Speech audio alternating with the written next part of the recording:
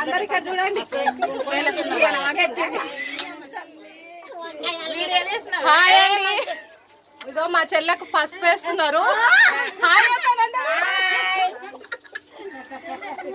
మీ చెల్లెలు ఇగో మా చెల్లె ఏడుంది, లైట్ లేదు కింద.